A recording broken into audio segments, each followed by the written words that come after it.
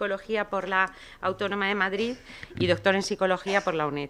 Su interés profesional ha estado siempre relacionado con el aprendizaje y la enseñanza y muy en particular con el papel facilitador que puede jugar la tecnología en dicho proceso de cambio. Ha sido investigador en formación en el Instituto Universitario de Educación a Distancia de la UNED, técnico didáctico de nivel 1 del Departamento de Tecnología Lingüística del Área Académica del Instituto Cervantes y asesor metodológico del proyecto Aula Virtual de Español, AVE. Actualmente es profesor del Departamento de Psicología Evolutiva y de la Educación de la Facultad de Psicología de la UNED, donde organiza su docencia e investigación en el marco de la psicología de la educación como disciplina científica, en torno al diseño cognitivo de materiales multimedia, la evaluación automática de textos discursivos, procesamiento del lenguaje natural y los espacios virtuales de aprendizaje y learning. Es socio fundador de la empresa de base tecnológica Semantia Lab.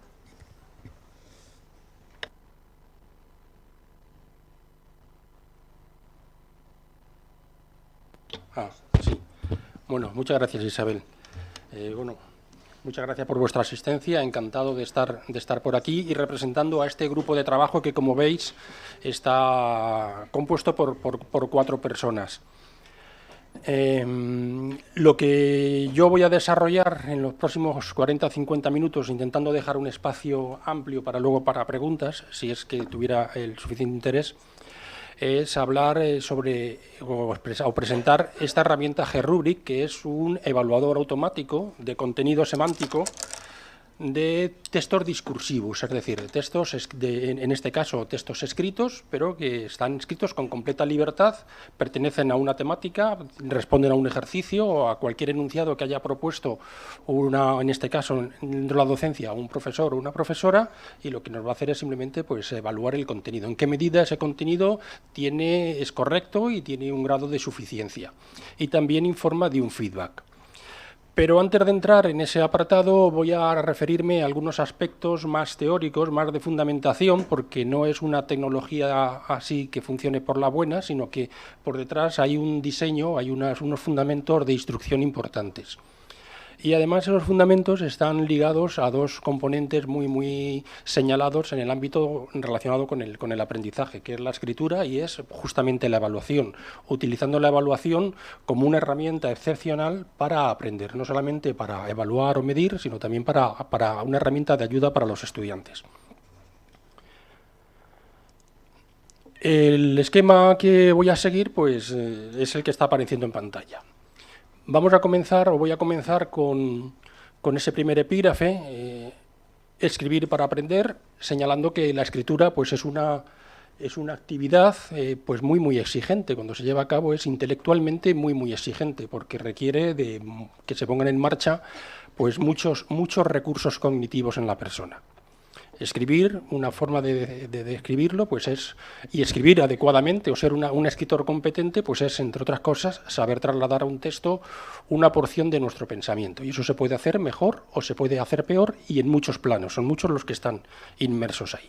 Por lo tanto, un primer objetivo en el tema de la docencia, en el tema del aprendizaje de todos nuestros escolares, en los diferentes niveles, pues es que las personas aprendamos poquito a poco, aprendamos a expresarnos por escrito, aprendamos a escribir. ¿Cómo nos dice la investigación que se puede lograr esto? Pues se puede lograr, pues, primero, con práctica frecuente. Segundo, esa práctica que sea revisada, es decir, que para que requiera o para que se le devuelva a esta persona que está aprendiendo una orientación, una guía, una valoración de todo esto. Y, en segundo lugar, evidentemente, la persona que está aprendiendo tiene que poner algo de su parte, de lo que llamamos esfuerzo personal. Pero todo esto en realidad recurre o se refiere a una serie de conocimientos instrumentales. Pero si vamos un poquito más allá, nos damos cuenta, y es la parte que se viene utilizando y que nosotros vamos a utilizar también, una de las razones por la que hemos apostado por esta herramienta, es que este aprendizaje de la escritura pues genera un problema. Un problema que podemos recoger o que podemos ir descubriendo poquito a poco en algunas de las informaciones que aparecen en pantalla y que no son ni más ni menos que opiniones que han salido, opiniones así un poquito rápidas que aparecen en los periódicos. Dice, pues ahí en el periódico El País, lee mucho y no escribirás mejor. La falta de práctica, etcétera, por parte de los profesores y corrección por parte de los profesores, pues es un problema. Otra persona también, pues otro especialista, nos dice si un alumno comete faltas, etcétera, etcétera, y destaco la parte en roja. La estructura y el orden de exposición del argumento normalmente no se valoran. Se está refiriendo a la parte de orientación, a la parte de guía. También tenemos pues frases muy breves, pero yo creo que muy claras, ¿no? A aprender se aprende justamente escribiendo. Es decir, hay que escribir más. Nuestros escolares, nuestros estudiantes de instituto deben escribir más para aprender. Otro asunto más, o otra idea más, no se ha potenciado especialmente la escritura. La verdad es que la escritura en el ámbito escolar es una de esas asignaturas, esto que llaman las asignaturas pendientes, ¿no? Las asignaturas pendientes.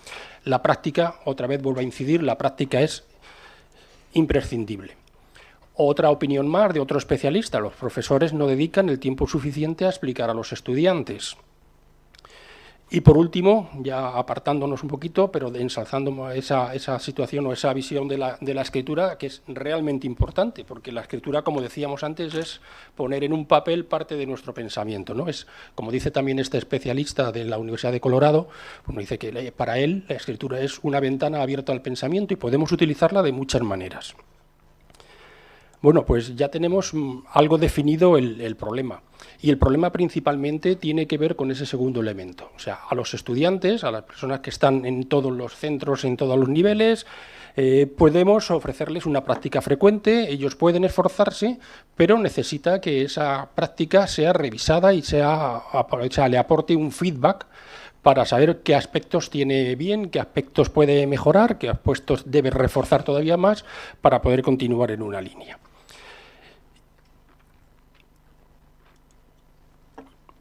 Y ese problema lo situamos, bueno, no es que los profesores quieran o no quieran, es que un profesor y cualquiera de nosotros nos colocamos en una situación de un docente, tanto en una escuela presencial de enseñanza tradicional y no digamos en enseñanzas online, en línea, de tipo MOOC, donde puede haber cientos, miles o cientos de miles de estudiantes, pues imaginémonos si aparte de las pruebas que puede utilizar en determinados momentos para una evaluación de, digamos, decir, de tipo sumativa para certificar, pero quiere introducirle ejercicios donde estas personas practiquen, reciban un feedback detallado y mediante ese esfuerzo vayan comenzando, pues se darán cuenta que el esfuerzo, la capacidad de los profesores para esto, pues está muy superada. Y la pregunta que planteamos pues es eso, ¿puede la tecnología ofrecer una solución? Bueno, pues creemos que actualmente el grado de desarrollo tecnológico en tecnologías o en sistemas que trabajan con estas técnicas de procesamiento del lenguaje natural, que además incluyen análisis de tipo semántico en esos textos, pues creemos que está en condiciones de ser una respuesta.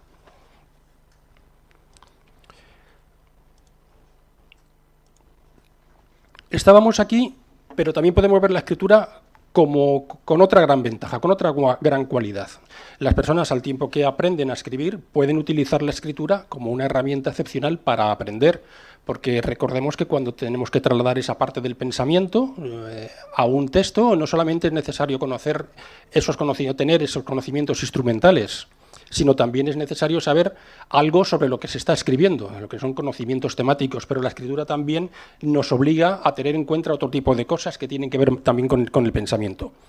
¿Qué tipo de habilidades son estas, tanto las temáticas instrumentales como las de pensamiento? Bueno, pues por un lado, dentro de las instrumentales tendríamos las que tienen que ver con lo que es la gramática, la sintaxis, la ortografía, cómo se colocan las palabras en un texto, cómo se coge el bolígrafo, cómo se coloca o se van realizando a mano las líneas, los renglones en la página. Si utilizamos un programa de ordenador, un conocimiento instrumental es cómo manejo yo un Word o algún programa de estos de editor de texto.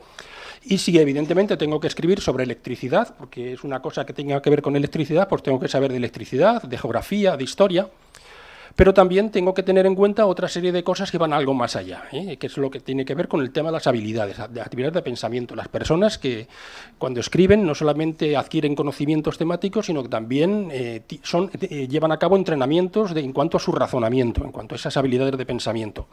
Los tres etiquetas que tenéis ahí en la pantalla, es planificar, traducir y revisar, son los tres grandes apartados que defienden en un modelo teórico, yo creo que muy respaldado en el ámbito de la psicología, es el modelo teórico del modelo de la generación de la escritura, ¿no?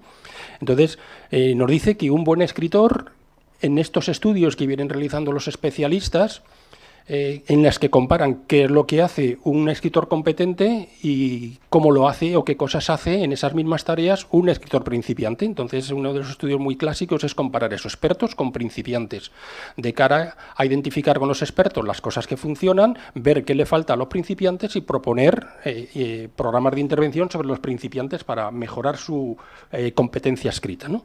Entonces nos dice que un experto pues planifica, un experto traduce significa llevar al papel todo lo que tiene en la cabeza y lo ha organizado, y a continuación no se queda ahí, sino que una vez que está en el papel pues lo revisa. ¿Qué son aspectos relacionados con la planificación? Pues ver a quién va a dirigir ese escrito, cómo va a colocar los conocimientos, en qué orden, qué es exactamente lo que intenta, lo que se propone esa persona con ese escrito. Es decir, está planificando, entre otras cosas. A continuación lo lleva a la producción, cómo colocar las ideas, una vez que está en el papel, cómo plantear, o si es necesario plantear inferencias entre algunos contenidos o temas que estén más iniciales en ese escrito con la parte final, cómo en la parte final recoge ideas que ha presentado al principio, el estilo, la argumentación, etcétera, etcétera. Y también, al final, pues revisa pues errores, hace una revisión en cuanto a la estructura, si es realmente como quiere, o en el fondo. Y si se fijan, o si os fijáis, veréis que hay unas pequeñas letritas en color naranja que pone E y P. Las E son justamente de expertos y la P pues es donde destacan los principiantes. O sea, la E donde destacan los expertos y los principiantes.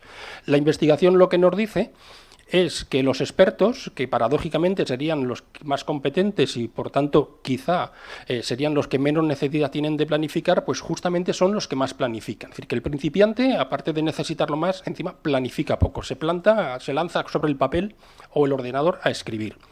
Otra cosa que hacen los expertos y que destacan con relación o en comparación con los principiantes es que revisan más.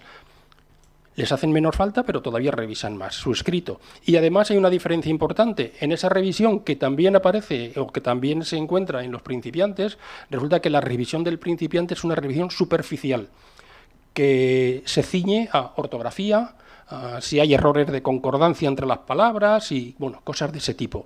Mientras que el experto, además se fija en otras cosas más importantes relacionadas con el fondo de su escrito, de la estructura, si tiene la lógica, etcétera. Eso quiere decir que si logramos poner en marcha o diseñar un programa de intervención sobre las personas menos competentes, pues habría que reforzar las cosas que vemos que funcionan y que hacen bien los expertos. Esa es la idea. Por lo tanto, podemos utilizar la escritura no solamente para que aprendan a escribir, sino que aprendiendo a escribir van a aprender también, y con práctica frecuente van a aprender otra serie de cosas, como son conocimientos temáticos sobre determinadas cosas, materias, disciplinas, pero también a ordenarla, es decir, van a tener unos entrenamientos en determinadas habilidades cognitivas y superiores, bueno, de tipo pensamiento. Vamos a decir dos palabritas sobre el tema de evaluación. Muy rápidamente. ¿Qué tiene que ver la evaluación con el aprendizaje? Bueno, pues suponiendo que los resultados sean una manifestación de lo que las personas van aprendiendo, pues una evaluación es una forma de medir, bueno, es una puesta en marcha de una medición conforme quizá a ciertos criterios, en función de lo que sea, mediante la cual se asignan o se atribuyen una serie de notas o valores a unos resultados que son los que estamos evaluando como proyección hacia el aprendizaje, ¿no? de esos resultados. Eso es una cosa de evaluación. Pero la evaluación, como todos sabéis o todos sabemos, pues hay de varios tipos. Y según la visión, pues pueden presentarse otros muchos. Yo me voy a detener en la formativa, que es justamente la que hemos incorporado a la herramienta que veremos a continuación. Es decir, que la herramienta de evaluación que veremos dentro de unos instantes, se llama G-Rubric, se basa en la escritura como herramienta excepcional, no solo para aprender a escribir, sino para aprender otra serie de cosas. Y se basa también en la fuerza que tiene la evaluación, en ese caso concreto, la evaluación formativa.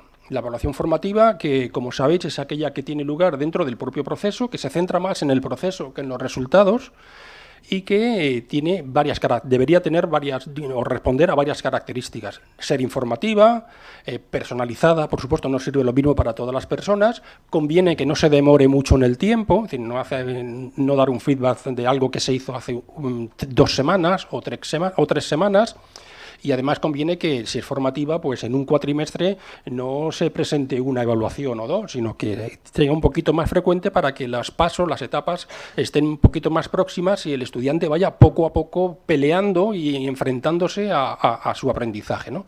Que es otra de las características o otra de las condiciones que alcanza la evaluación formativa, ¿no? Que responsabiliza o independiza al estudiante en su propio proceso de aprendizaje, porque le ofrece un pequeño desafío, pero un desafío acorde a sus posibilidades y además que lo puede vencer. Veremos en algunos de los resultados cómo esto se capta en medidas de tiempo que dedican los estudiantes. Bueno, esto no es ni más ni menos, como aparece ahí en gris, yo creo que se ve, sí, es el feedback, ¿eh? Un feedback de calidad. Yo creo que debe tener como mínimo esos 4 elementos. Y como decía, ¿qué es lo que se consigue? ¿O qué consecuencias presenta? Bueno, pues primero es necesario que identifique los puntos de mejora y aquellas otras cosas que están bien para que se sigan manteniendo, que se centra más en el proceso, que orienta de por dónde deben ir los esfuerzos, por dónde deben ir las mejoras. Es algo temporal, se fija también en los resultados, como decía, responsabiliza, dirige, es decir, motiva al estudiante a seguir trabajando, cosa que es esencial, es esencial. Yo diría, esto ya son cuestiones, opiniones particulares, pero yo creo que yo, si tengo que elegir entre una persona inteligente y una persona con esfuerzo y motivada, daría casi un 70-30 a la motivación en lugar que a la inteligencia, ¿no? En cuanto a su participación. Y en realidad lo que hace es que dirige a la persona hacia el esfuerzo, por dónde debe trabajar. Y como estamos en temas de evaluación, y además es importante destacar la evaluación automática en ámbitos electrónicos, pues vamos a ver a los MOOC y simplemente colocar un simple caso, en este caso de la Universidad Autónoma de Barcelona, donde en su página, donde presenta los MOOC, en un apartado dice, bueno, pues cómo son la evaluación de esos cursos, ¿no? Muy basada, bueno, y quien dice de la Universidad de Barcelona, bueno, yo diría, no voy a decir del 100%, pero porque no lo conozco, pero sería muy alto. Es decir, en todos está basada en cuestionarios de rellenar, de tipo de alternativa múltiple, o de verdadero o falso ante un enunciado, multirespuesta cuando hay varios, y algunas cajitas de lo que llaman preguntas de caja, donde el estudiante ya pues introduce información, que puede ser un número, o un par de números, o una secuencia, o un intervalo, o una palabra, o 2 o 3 palabritas, o lo que sea. Lo que no aparece es la posibilidad de que el estudiante libremente pues responda a una pregunta abierta, ¿no?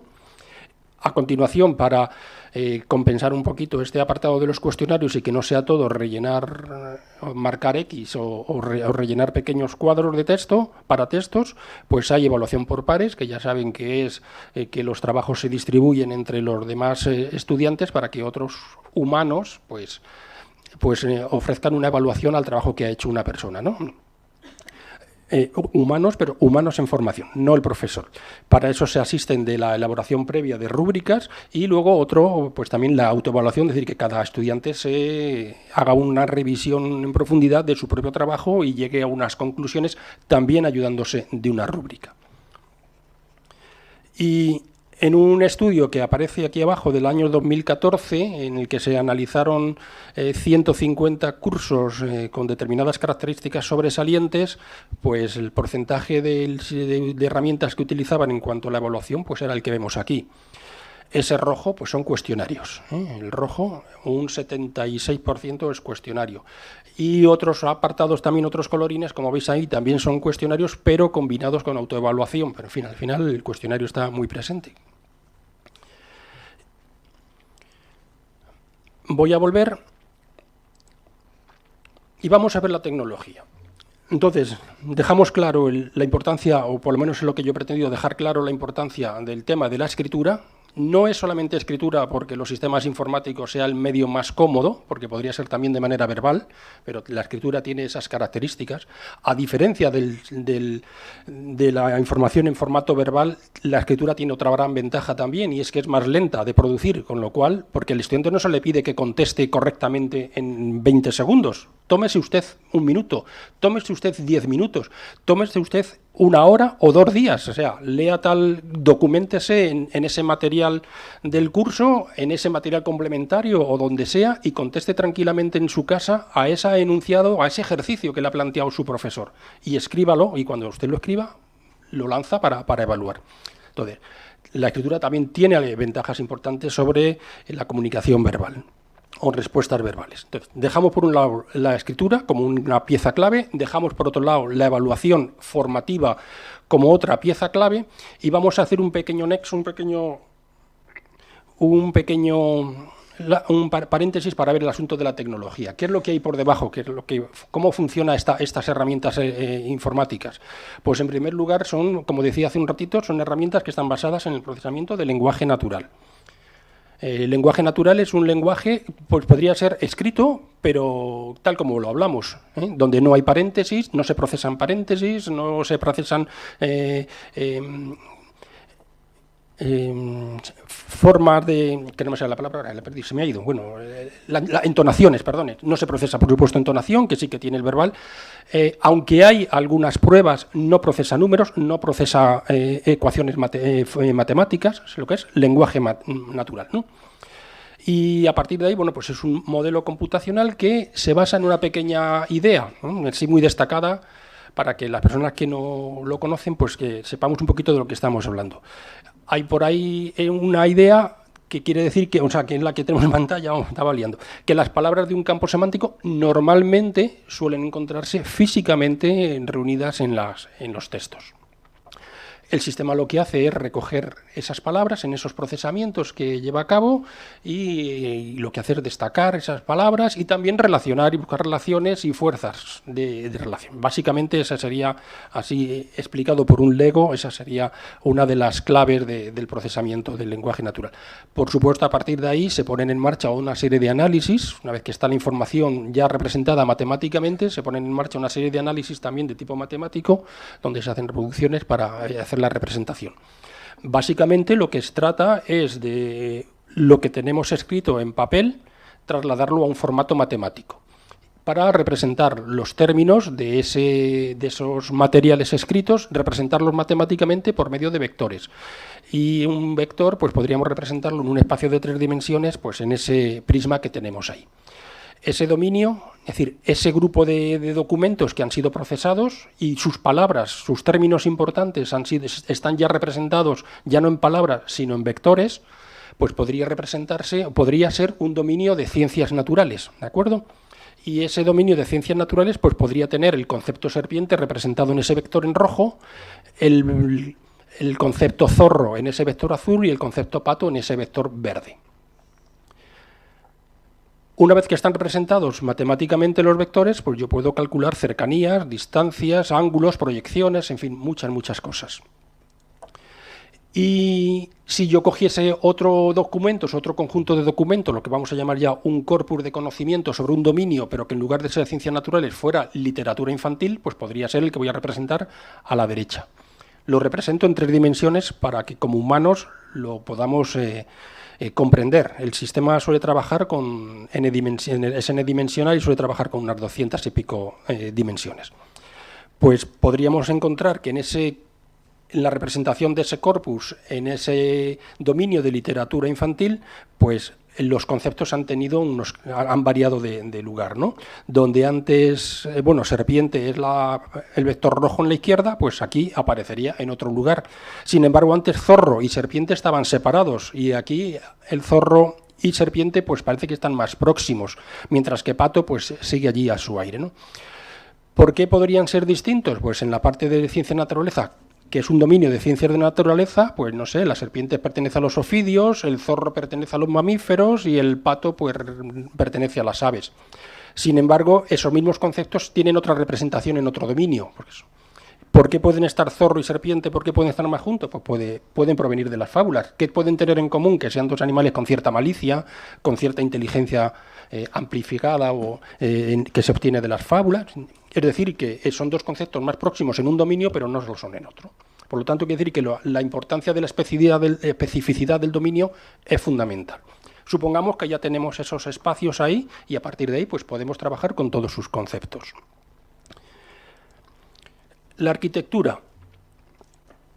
Pues básicamente, y ya voy a ver lo que son los fundamentos, los desarrollos ya informáticos de G-Rubric, pues básicamente son estos 2. Por un lado está Gallito API. Gallito API Es un motor de análisis lingüístico que tiene, no sé, 20 y tantas, casi 30 funciones. Y por otro lado está Gallito Studio, que es la herramienta de autor que se sitúa en el ordenador. Gallito API es como API, está en la nube, por lo tal puede accederse desde cualquier lugar de Internet, y Gallito API es como decía, que es el programa de ordenador que está en el ordenador del especialista, del autor, donde elabora sus materiales y los coloca. Y a continuación, una vez que ese profesor o ese autor ha creado sus ejercicios, los coloca en Gallito API, y a través de GRubric, que es una especie de interfase, pues se pueden conectar los estudiantes de cualquier curso, de cualquier colegio, de cualquier instituto o de los MOOC. De forma que el estudiante sigue una serie de instrucciones que tiene dadas en el centro, en su curso, es decir, cuál es el ejercicio, qué es lo que usted tiene, cómo tiene que documentarse, a qué pregunta tiene que responder, qué características y en qué sitio tiene usted que entrar para hacerlo. La herramienta no se trata, es una herramienta informática, pero no se trata de que el estudiante vaya corriendo a la herramienta, coja el ejercicio número 3 y lo conteste en directo, ¿no? O sea, como decía antes, se trata de que lo haga tranquilamente en su casa o cuando le parezca, y cuando tiene elaborada la respuesta que tiene que evaluar, pues la suba al Gallito API y Gallito API a través de GRubric y se lo evalúe. Vamos a entrar en la herramienta en GRubric y vamos a verla funcionar.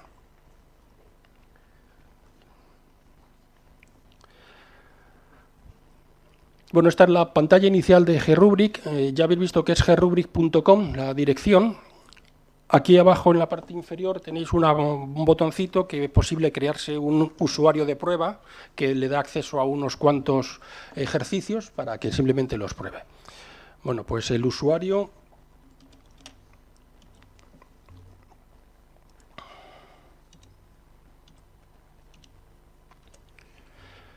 El usuario se identifica y accede con su contraseña y entra en el panel de control. Este es un usuario un poquito especial, por lo tanto tiene muchos cursos. Yo voy a coger, como veis, hay de primaria, hay cosas de eso, Tademo, hay cosas de universidad. Bueno, pues voy a coger, por ejemplo, este de primaria. Entonces, la actividad o la asignatura de cuarto de primaria en lo que tiene que ver con sociales e historia, pues tiene diversos ejercicios, tiene todos estos ejercicios. El alumno elige el que le corresponde según se vayan abriendo o según le organice su profesor. Y vamos a coger, por ejemplo, el de monumentos megalíticos. Tendrá que hablar de menhires, dólmenes, etcétera. Y tiene varios botones, tiene para evaluar directamente o tiene un pequeño, bueno, un panel de progreso donde le va diciendo los ejercicios que ha ido haciendo. Aquí nada más que hay 2, pero le irán apareciendo todos los ejercicios que el alumno ha ido haciendo. Y además le va guardando la mejor respuesta de todas las que haya incluido en ese ejercicio. Aquí puede descargar un PDF con las instrucciones, si es que no lo tiene lo suficientemente claro de cara al profesor, que ya le habrá dado sus instrucciones, y cuando termina pues tiene la opción de entregar automáticamente o telemáticamente a través de un PDF que le genera un documento bien identificado con todos los datos de esa respuesta y la evaluación del sistema, ¿no? Vamos entonces a hacer una nueva evaluación sobre este ejercicio de monumentos megalíticos. Pulso en nueva evaluación.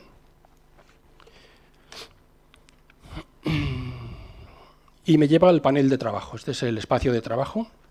Estamos en el ejercicio 3, monumentos megalíticos, de cuarto primaria, identificación y eso. Voy a recoger de aquí, para no tener que andar picando.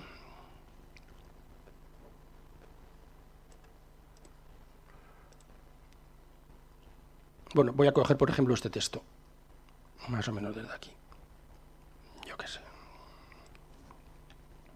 Este texto que estoy copiando tiene que ver con monumentos megalíticos.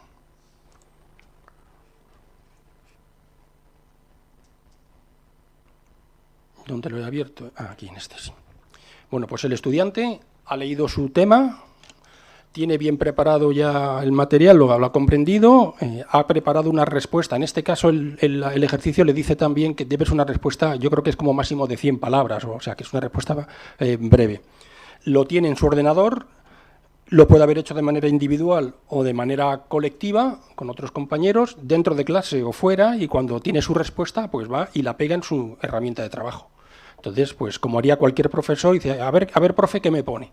Bueno, pues le da al botón evaluar, como le acabo yo de pulsar, y le devuelve esta información. Voy a hacerlo esto un poquito más pequeño, yo creo. No, un poquito más pequeño. Ahí está. Bueno, le ofrece dos cosas. Por un lado, una redacción, una puntuación de redacción y estilo, es decir, en qué medida de tipo probabilístico es correcto la redacción y expresión escrita de ese texto, y por otro lado, otra que tiene que ver con contenido. Ha salido, está en amarillo porque tiene varios colores. Cuando baja de cierta cantidad aparecen en rojo para llamar la atención. Cuando están en una zona de trabajo adecuada, pero que debe mejorar, está en amarillo, y cuando está muy bien aparece en verde. Y aquí aparece en amarillo porque le está dando un 6,57. Bueno, voy a poner un poquito más grande, por lo menos... Ahora sí se ve, ¿no? Sí. Un 6,57 y arriba en redacción y estilo es un 86. Un 86 es una buena respuesta, pero para redacción debería estar por encima de 88, 90, ¿eh? Por eso le está colocando en amarillo, es decir, que tiene cosas. Entonces, bueno, pues ya le ha dado la nota como cualquier profesor. Este texto merecería un 6,57 entre 0 y 10.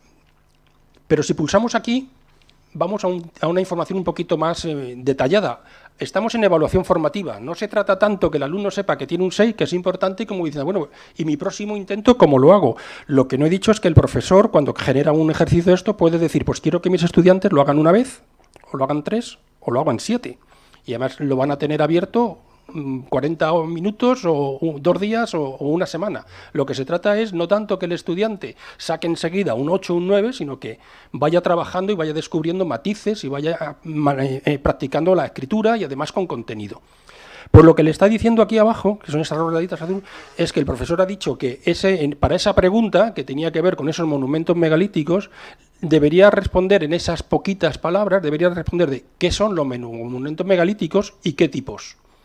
Y esta es la progresión, es decir, que de este contenido en esta pregunta, pues hay esa cantidad, esa proporción, mientras que hay bastante más de la parte de dólmenes o de menires o de piedras clavadas, etcétera, etcétera. Si el alumno dice, bueno, pues tengo un 6,57, pues me falta decir un poquito más cosas de qué son, pues tranquilamente va a su... Por ejemplo, vamos a ponerle ahora este trocito de aquí. Genera una nueva respuesta, vuelve al evaluador, repito, sin ninguna prisa, tranquilamente, puede ser 10 minutos o una hora después, y ahora coloca un poquito más de texto donde habrá algo más. Entonces, vuelve a dar botón evaluar,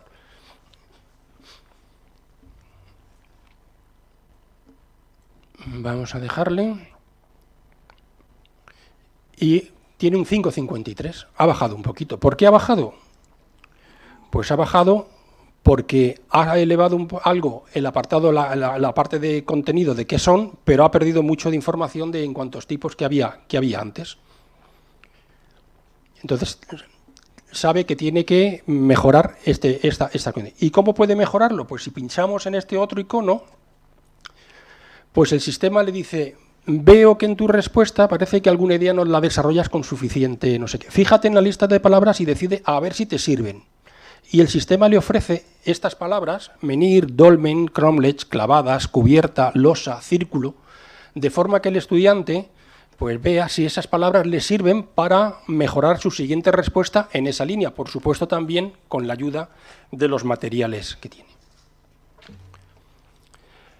Aquí le aparecen el número de intentos restantes que tiene. En este caso, como es un ejercicio de prueba, tiene muchísimos, le quedan 47, pero ahí le irían, por ejemplo, pues le quedan a usted 3 ejercicios de los 6, o 2 de los 6, o 1 de los 6.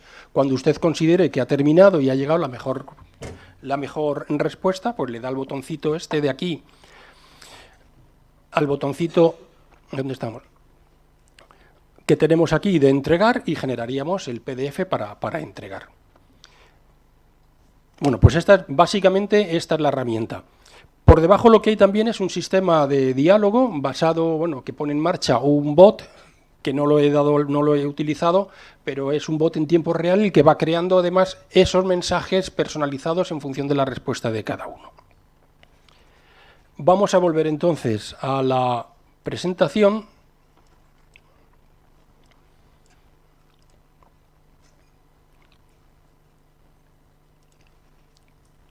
vamos aquí a experiencias. De estas tres me voy a centrar en esta última, que es Historia Económica. Llevamos años trabajando con los profesores Miguel Santamaría y Mauro Hernández, y este es uno de los ejercicios de los muchos que hemos trabajado con ellos y que nos han ayudado mucho, tanto a ellos como a nosotros, para ir perfilando y para ir organizando la información de esta asignatura. Bueno, señalar de que este ejercicio en concreto fue para la asignatura de Historia Económica, con un número de alumnos, como veis, muy elevado. Se les plantearon 4 actividades de escritura libre y el sistema pues les ofreció en realidad 24 oportunidades de ensayo para estudiantes, en este caso, de educación a distancia, en la UNED, que esto es prácticamente, inimaginable, ¿no? Inimaginable que puedan realizar ejercicios escritos para una revisión y un feedback detallado de este tipo. El diseño instructivo que hay por debajo es: documéntese, reflexione, elabore su respuesta, evalúelo y a partir de ahí revise y mejore. Y eso se hizo, ese ciclo pues se siguió 24 veces. Lo que se le ofrecía era calidad de contenido y estilo, es decir, las 2 puntuaciones que acaban de ver hace un ratito, y un feedback gráfico que, a diferencia del que podría ser con humanos, pues es ilimitado, es prácticamente, como ven, instantáneo, y el alumno puede hacerlo también fuera de horarios cuando libremente le parezca. Resultados. Pues desde luego lo que vimos es que los ejercicios de este tipo producen una mayor dedicación a la tarea. Hay algo también de gamificación en el ejercicio por el contexto en el que se encuadra y por ese desafío medido que propone al estudiante, cada uno el suyo. Si se fijan en esos pequeños gráficos que hay a la derecha, en esta experiencia se hicieron diversos grupos que trabajaban con el ejercicio con 6 posibilidades o intentos en realización más feedback, otro grupo que solamente tenía los 6 intentos y otro que solamente tenía un intento. Evidentemente la línea azul representa a los que tenían los 6 intentos y además feedback en cada uno de ellos. Es decir, mayor dedicación a la tarea, como dice en el texto. Mayor dedicación, de mayor tiempo y mayor número de ensayos. La mejora en la calificación entre los ensayos primero y último y primero y mejor, pues también fue francamente superior en el grupo que, además de los 6 ensayos, tenía, 6 ensayos tenían que tener los 2 y no habría posibilidad de comprar, pero de los 2 grupos que tenían 6 ensayos, desde luego muy superior en el grupo azul, que es el que, además de los ensayos, tenía siempre feedback. Y en cuanto al grado de ayuda, pues los resultados son también francamente buenos. ¿En qué medida o en qué grado las actividades de evaluación le han ayudado en el aprendizaje de los contenidos? Bueno, pues estamos en porcentajes del 90-92%, ¿no? En los 3 grupos, pero principalmente el mayoritario y el que tiene una línea progresiva siempre, una línea de progresión siempre positiva, pues es el grupo azul. Y por último, ya para cerrar, pues señalar que, a modo de conclusión, podemos establecer o podemos plantear una serie de ventajas importantes en competencias básicas de cara a los estudiantes, tanto en la lectura, tanto en la escritura, como otros aspectos relacionados con la motivación y responsabilidad del estudiante en su propio aprendizaje. Pero también podemos hablar de una serie de ventajas o de consecuencias muy positivas, muy beneficiosas para los profesores. Les libera de tareas repetitivas y muy costosas. Todos sabemos lo que es evaluar uno tras otro. Nadie duda de la importancia, pero si uno hace eso no tiene espacio para hacer otras cosas. Y puede también el profesor dirigir su espacio a tareas de diseño y de mayor nivel y de mayor rentabilidad para el aprendizaje de sus estudiantes. Es una ayuda interesante y rápida y fácil de recursos tecnológicos en el aula. La tecnología pues también está centrada en el aprendizaje de las personas, como enfoque teórico. Y en cuanto al sistema ya mecánico, pues tiene estas características. Le da lo mismo 1 que 8, tarda unos segundos, es sistemático, es homogéneo, no cambia la evaluación cuando ha evaluado a 4 y le faltan por delante otros muchos, etcétera, etcétera. Y por mi parte, pues yo diría que he llegado al final. Son menos 8 minutos y queda un tiempo, yo creo, que para preguntas, si les parece, ¿eh? Bueno, pues muchísimas gracias, ¿eh?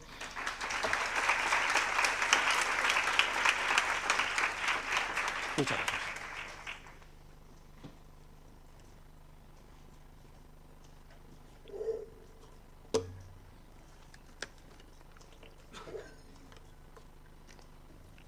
Quería saber, ¿tiene alguna limitación la longitud de los textos que se evalúan? Porque he visto que el ejemplo evidentemente era breve, pero ¿podría evaluar, no sé, pues un trabajo fin de grado completo, por ejemplo? Sí, podría evaluar un trabajo fin de grado. De hecho, acabo de poner en la pantalla el resumen de las 3 experiencias.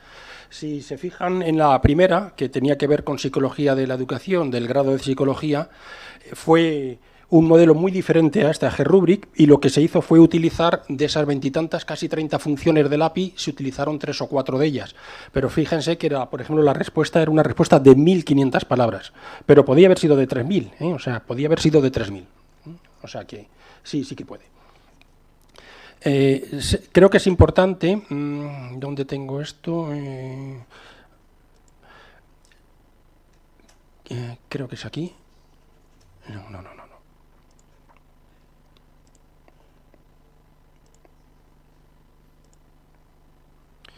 Bueno, ahora no sé dónde lo tengo.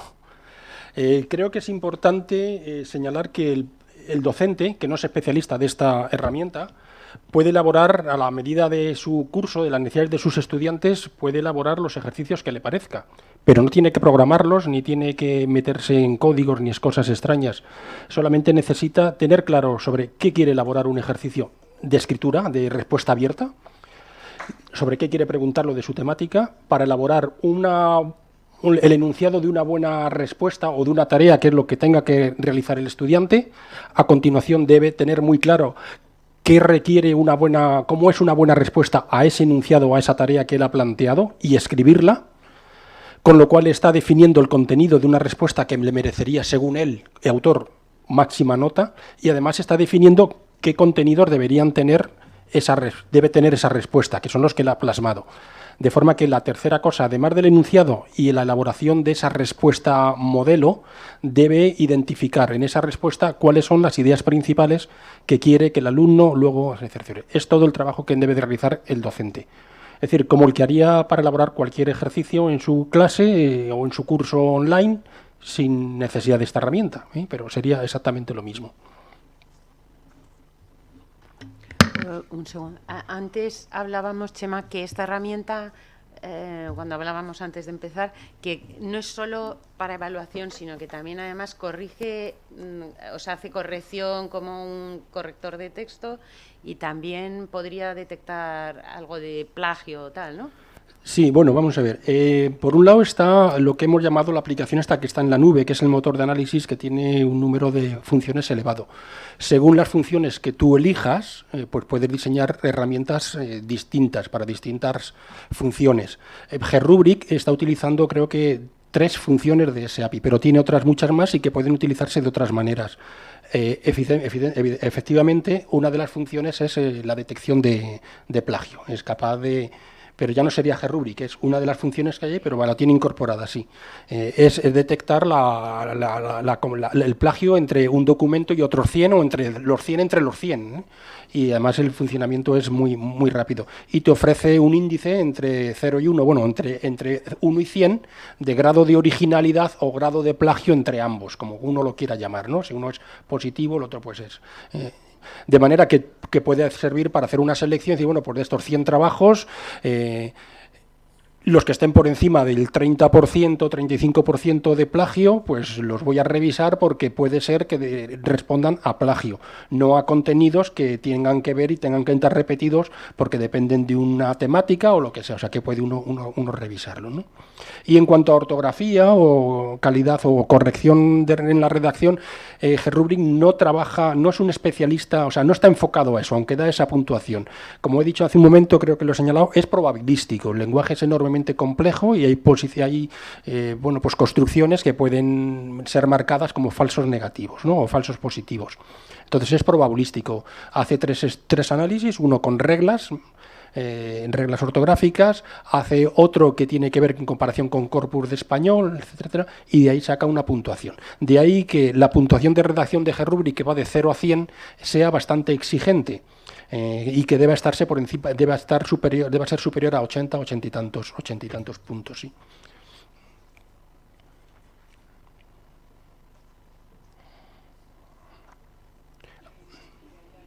plagio.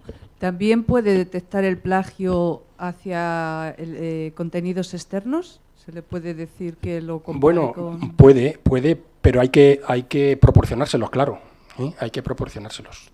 Una vez que los tiene en su poder, le da igual comparar 100 con un ejercicio o 100 con un documento de no sé dónde, pero hay que proporcionárselo, claro.